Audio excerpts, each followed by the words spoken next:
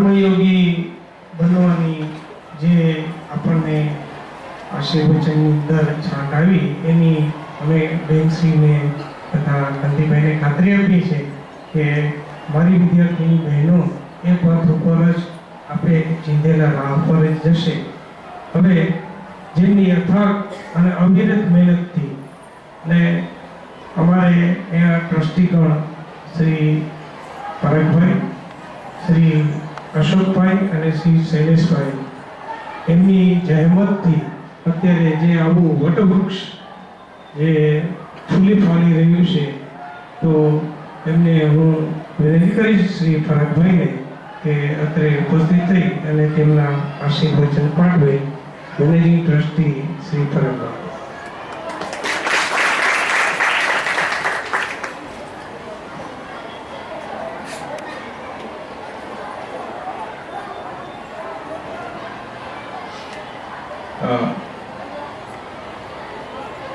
શ્રી કાંતિભાઈ, પ્રતિભાબેન, ગોકાણી પરિવારના ઉપસ્થિત મહેમાનો, આચાર્યો અને વાલા વિદ્યાર્થીઓ,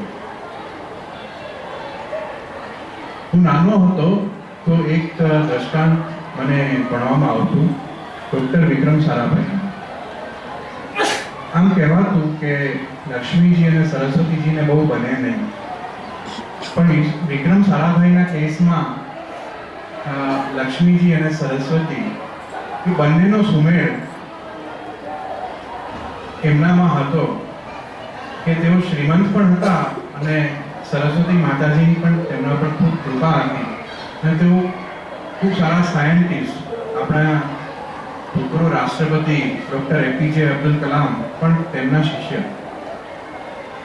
તો એવું જ અત્યારે મને લાગી રહ્યું છે કે આપણા Gokani girls higher secondary school કે જેમાં આપ લોકો અભ્યાસ કરો છો, એમના દાતા કાંતિભાઈ અત્યારે જ્યારે પ્રવચન આપી રહ્યા હતા, કશું કહી રહ્યા હતા અને ગીતાના જે નાના નાના સિદ્ધાંતોનું વિશે વર્ણન કરી રહ્યા હતા, ત્યારે મને લાગ્યું કે લક્ષ્મીજી અને સરસ્વતીજી સુમેળ સાધી અને કાંતિભાઈમાં વસી રહ્યા છે.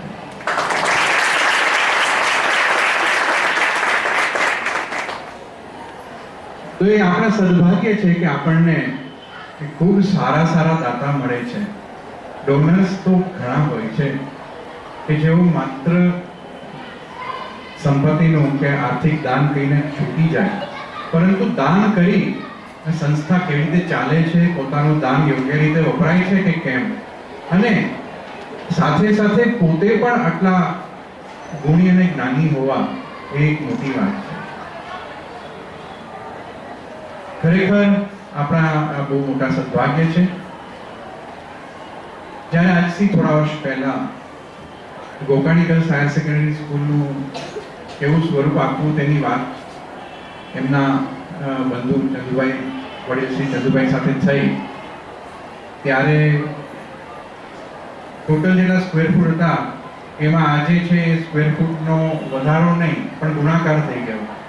આપણે પ્રપોઝ કર્યું કે આટલા ફૂટ નહીં પણ એનાથી ડબલ ફૂટ કરવા છે અમારે, તો પણ તેમણે સહર્ષ સ્વીકાર્યું અને આજે ચંદુભાઈ અને કાંતિભાઈ બંને આ જે સંકુલ બની રહ્યું છે, આપણે જોયું કે 7 તારીખે ખાતમુહૂર્ત થયું, તો એ Gokani girls higher secondary Ratansinh Sundarjibhai Gokani એમના પિતાની સ્મૃતિમાં અને માતાની સ્મૃતિમાં કંકુબેન, શું SKRG નું ફૂલ ફોર્મ કહેશે કોઈ? હાથ ઊંચો કરજો.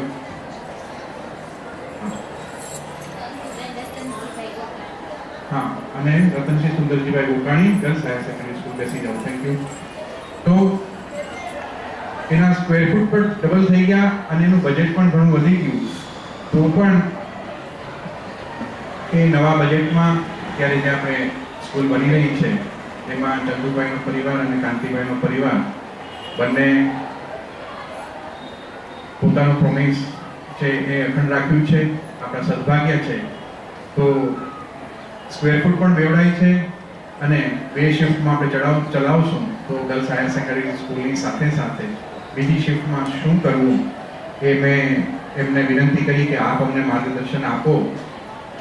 તો એમણે કહ્યું કે જે કરીએ તે ગર્લ્સ માટે જ કરીએ. બરાબર છે કે નહીં?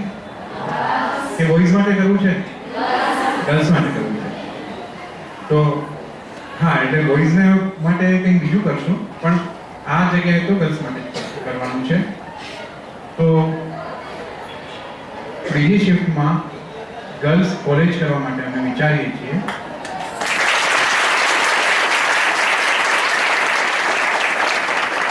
મેં હમણાં જ વાત કરતા હતા, અમે નીચે પણ વિચાર વિમર્શ કરશું કે કેવી રીતના એને સ્વરૂપ આપવું.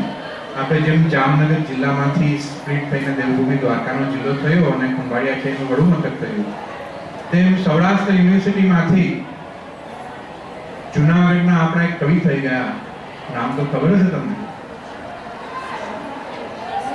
જુનાગઢના એક બહુ સરસ કવિ થઈ, એ પણ એક ફિલોસોફર હતા. નરસિંહ મહેતા યુનિવર્સિટી દેવભૂમિ દ્વારકા જિલ્લાને તેમાં જોડ્યો છે. તો નરસિંહ મહેતા યુનિવર્સિટી સાથે એફિલિએશન કરી અને ગર્લ્સ કોલેજ થઈ જાય એવી પણ આપણે માતા સરસ્વતીને પ્રાર્થના કરીએ કે કોઈ પણ વિઘ્ન આડું ના આવે. અને તમારા નસીબ જ એવા છે કે કંઈ આડું આવતું નથી. વહેલા મોડું થાય એ બીજા નંબરની વસ્તુ છે, પરંતુ તો આવા આપણને દાતાઓના આશીર્વાદ હોય છે, માતા સરસ્વતીના આશીર્વાદ હોય છે. અત્યારે બહુ લાંબુ નહીં કહેતા, આપ લોકો અહીંયા વધારો છો, ત્યાંથી પણ ચિંતિત રહો છો સંસ્થા માટે, અને આપના આશીર્વાદની અને આર્થિક સરવાણી ચાલુ રાખો છો, એના માટે સંસ્થા આપની ઋણી છે. આપનો સમય પણ ફાળવો છે, એના માટે ખૂબ ખૂબ આભાર. Thank you.